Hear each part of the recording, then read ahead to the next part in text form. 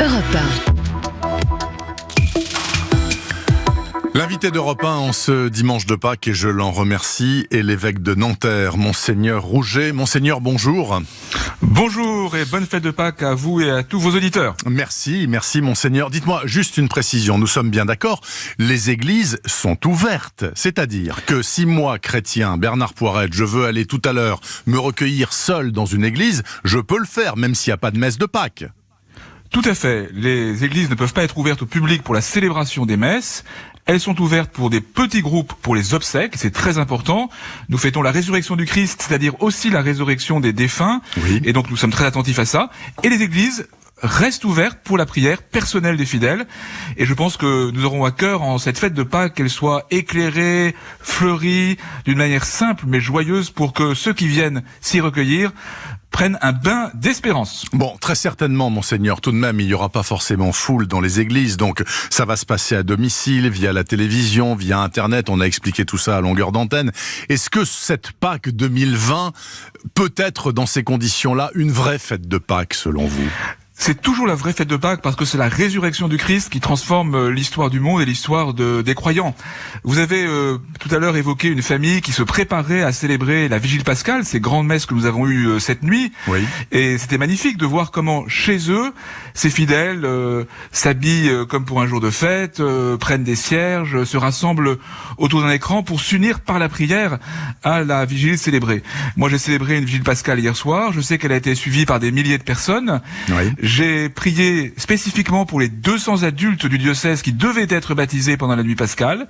C'est une grande souffrance d'être séparés, mais la communion spirituelle permet pour une part de dépasser cette souffrance. Pas vous avez prié aussi, Monseigneur, pour les religieux qui perdent la vie actuellement à cause de la pandémie, parce qu'ils sont au plus près des malades, pas forcément en France d'ailleurs?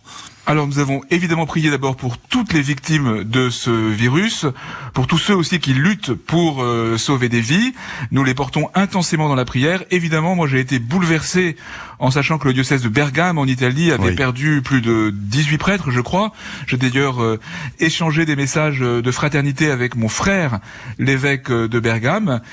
Et de tout cœur, vraiment, nous sommes avec tous ceux qui sont frappés par ce virus. Je pense aussi aux prêtres âgés, qui sont comme toutes les personnes âgées isolées. J'ai deux prêtres qui étaient à l'hôpital hier soir. J'ai été en contact avec eux. Et donc, bien sûr, nous sommes très unis avec tous ceux qui sont dans la souffrance. Comment percevez-vous, Monseigneur Rouget, ce qui se passe par endroits à l'étranger? Je pense, par exemple, aux groupes évangéliques aux États-Unis qui refusent le confinement, qui continuent de pratiquer ensemble à des centaines au même endroit. Je pense également à d'autres religions, par exemple les Juifs orthodoxes de Jérusalem qui continuent d'aller en masse dans les synagogues, ou alors les musulmans qui continuent d'aller à la mosquée au Pakistan, etc. Est-ce que tout cela est acceptable selon vous ? Moi, j'ai l'impression que cela est plutôt marginal par rapport au fait qu'il y a une grande mobilisation commune pour lutter contre la mort et pour être des serviteurs de la vie, ce qui est vraiment pour nous dans le thème de Pâques. Oui. Alors, c'est très très douloureux pour les croyants d'être séparés les uns des autres.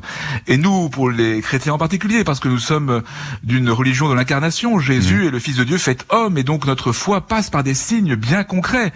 Mais je crois que nous sommes aussi capables, avec la force de l'Esprit Saint, de l'amour de Dieu répandu dans nos cœurs, d'aller plus loin que ce besoin de nous retrouver. Et j'ai l'impression que globalement, les chrétiens se mobilisent pour le service de la vie, en portant ces souffrances d'être séparés, mais en essayant surtout de vivre de l'esprit de la résurrection. J'aimerais bien que vous expliquiez aux auditeurs, Monseigneur Rouget, l'une de vos phrases toute récente. Vous avez dit « Nous vivons actuellement un carême profane et républicain ». Ça veut dire quoi? Le carême, il est terminé depuis hier soir. J'ai chanté la bénédiction à la fin de la Vigile pascale. Ils sont finis, les jours de la Passion. Oui. Mais c'est vrai qu'il y a eu une coïncidence tout à fait étonnante entre le carême, ces 40 jours de préparation à Pâques que les chrétiens vivent dans une certaine austérité, dans un certain retrait, et la quarantaine, c'est-à-dire le même mot, carême, quarantaine, sanitaire.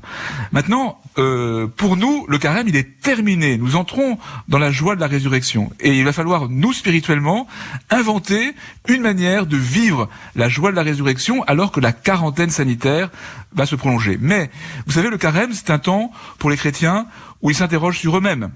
Comment ils vivent de l'amour de Dieu, quel sens ils donnent à leur vie.